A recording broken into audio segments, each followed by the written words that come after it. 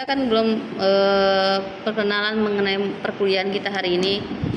Jadi perkuliahan kita hari ini adalah terkait dengan Islam dan iptek, ilmu pengetahuan dan teknologi. Jadi kita harus tahu dulu apa itu ilmu, apa itu pengetahuan, dan apa itu teknologi itu sendiri. Kita harus paham dulu supaya kita tahu untuk kedepannya apa itu sebenarnya akal dan selanjutnya wahyu, ya kan. Jadi di sini sudah saya buat, sudah bisa kalian lihat. Jadi ilmu pengetahuan itu berasal dari bahasa Arab, yaitu alima ya'limu ilman, yang berarti mengerti dan betul-betul mengerti. Nah, jadi ilmu itu kita harus mengerti dan benar-benar mengerti. Jadi ketika kalian melihat jawaban dari aplikasi AA atau aplikasi dari Gemini atau aplikasi apapun itu, kalian itu belum berakal, belum dikatakan itu sebuah ilmu. Karena apa? Karena kalian begitu kalian cari, kalian langsung dapat tanpa melewati proses-proses yang ingin dilalui dari sebuah keilmuan itu. Jadi kenapa ketika kita mencari jawaban dari AI itu tidak dibilang keilmuan? Karena itu secara cepat kita dapat tanpa melewati proses-proses yang harus kita lalui untuk mendapatkan jawaban itu sendiri. Nah, itulah kaitannya nanti ke akal, ya kan?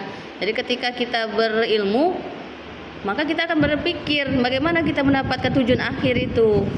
Nah, lalu di sini Deliang Jie dalam surat Jio memberikan pengertian ilmu adalah rangkaian aktivitas penelaahan yang mencari sesuatu metode yang memperoleh pemahaman secara rasional empiris mengenai dunia pengetahuan. Nah, jadi itu seperti tadi saya bilang, ada metode-metode, ada cara untuk kita mendapatkan jawaban dari apa yang ingin kita ketahui. Jadi nggak tiba-tiba kita kepingin arti ilmu apa keluar, langsung keluar. Nah, kita butuh melihat di beberapa jurnal, beberapa buku untuk mendapatkan jawaban yang akurat. Kenapa? Karena jawaban di aplikasi yang sebelah itu belum tentu benar, ya kan. Jadi kita butuh menguatkannya itu dengan melihat jurnal-jurnal yang ada, aplikasi yang lain untuk menguatkannya. Lalu kesimpulannya, berarti pengetahuan itu apa? Pengetahuan adalah kumpulan pengetahuan yang sistematis sebagai hasil aktivitas penelaahan manusia dengan menggunakan metode untuk memperoleh pemahaman secara rasional dan empiris. Nah, itu kesimpulannya. Lalu yang kedua, pengetahuan. Kalau kita sudah tahu ilmu, lalu yang poin kedua, pengetahuan. Apa yang diketahui atau hasil pekerjaan tahu? Nah, itu pengetahuan, pengertian pengetahuan. Jadi pekerjaan tahu itu adalah hasil yang didapat dari kenal, dari kita sadar, insaf, mengerti dan pandai. Pengetahuan itu adalah semua milik atau isi pikiran. Nah, jadi pengetahuan itu kita harus sadar. Kalau kita nggak sadar itu kita nggak bakal tahu itu benar atau salah. Nah, itu bedanya. Ketika kita sadar, kita paham, kita ngerti, kita pahami, maka kita dapat mengetahui sesuatu itu benar atau tidaknya. Lalu pengetahuan diperoleh melalui 6 macam. Pertama, pengalaman. Jadi ketika kita memiliki pengalaman, kita bisa mengetahui sesuatu itu lebih mudah, lebih gampang, ya kan.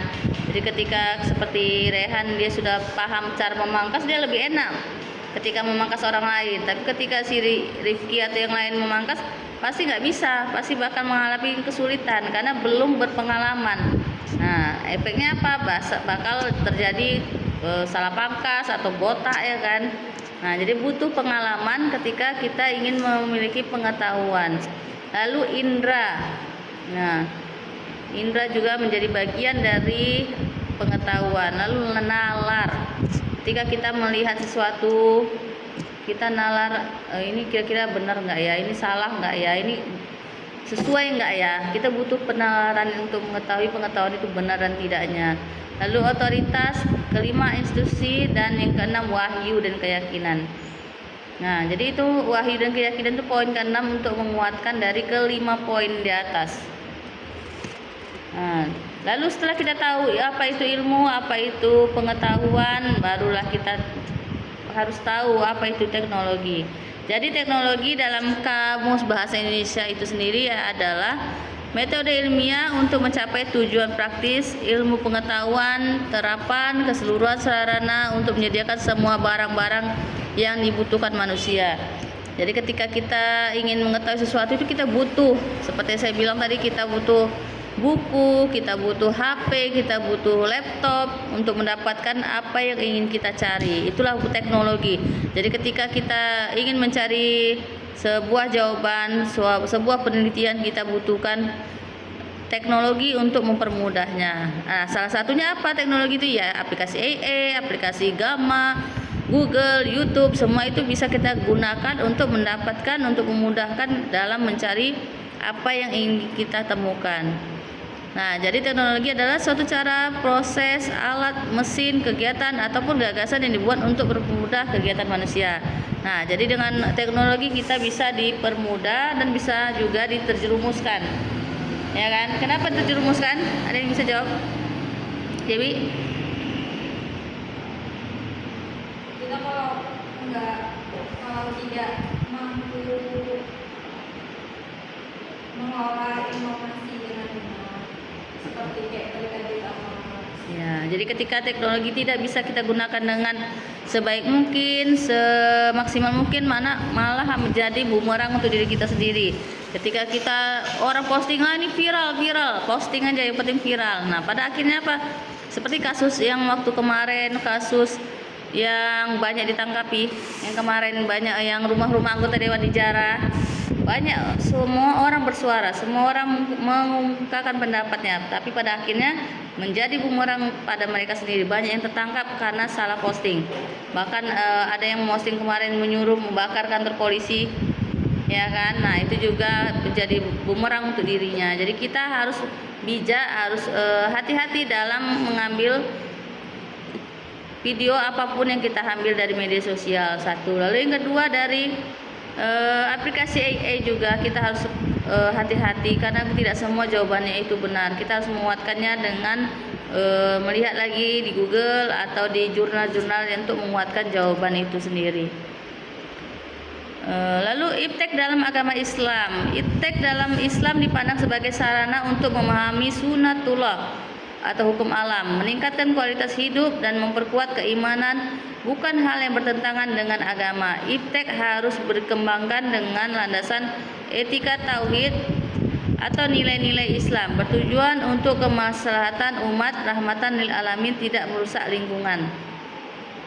Jadi iptek itu dalam agama Islam itu harusnya meningkatkan kualitas hidup, bukan untuk merusak hidup, untuk menguatkan keislaman, bukan merusak keislaman. Nah, harusnya seperti itu gunanya iptek. Nah, jadi ketika seseorang salah menggunakan, maka manfaatnya jadi berbeda. Lalu slide terakhirnya yaitu pandangan Islam terhadap ilmu pengetahuan dan teknologi. Yaitu pertama sebagai pewujudan perintah Allah. Nah, di sini Islam mendorong umatnya untuk menuntut ilmu wajib. Nah, jadi kita lahir sampai kita akhir hayat itu kalau bisa kita ya harus belajar terus. Baik itu dari dunia pendidikan ataupun dari kenyataan hidup, ya kan. Seperti seorang istri belajar menjadi seorang istri yang baik, seorang suami bagaimana menjadi seorang ayah. Nah, itu juga bagian dari belajar. Lalu kesesuaian dengan agama, iptek tidak berdiri bebas nilai, melainkan harus sejalan dengan syariat. Nah, syariat itu hal haram itu tetap harus diutamakan. Nggak bisa kita ada yang penting bisa buat, yang penting berhasil. Nah, nggak bisa. Kalau dalam pandangan Islam itu harus berlandaskan halal dan haram itu tetap menjadi tujuan utama. Lalu tanggung jawab moral, kemajuan teknologi harus disertai tanggung jawab moral agar tidak menimbulkan bahaya bagi manusia dan sejalan dengan kaidah tidak boleh merugikan orang lain. Nah, jadi ketika kita menyebarkan berita-berita hoak, berita-berita palsu, pastinya itu merugikan orang lain. Lalu sejarah keemasan, sejarah menunjukkan Islam pernah menjadi pusat peradaban ilmu pengetahuan abad 8 sampai 13 Masehi dengan pusat riset seperti Bai al-Hikmah. Nah, itu salah satu sejarah keemasan bahwasannya Islam pernah maju di era itu bagian ilmu pengetahuan dan teknologinya. Nah, di sini pemanfaatan dan batasan juga ada. Jadi kita tetap memiliki batasan dan tetap memiliki pemanfaatan apa dari ilmu pengetahuan itu sendiri, yaitu iptek digunakan untuk mempermudah ibadah. Contohnya aplikasi arah kiblat. Nah, jadi melalui arah kiblat kita juga bagian dari ilmu pengetahuan dan teknologi. Jadi kita bisa dengan mudah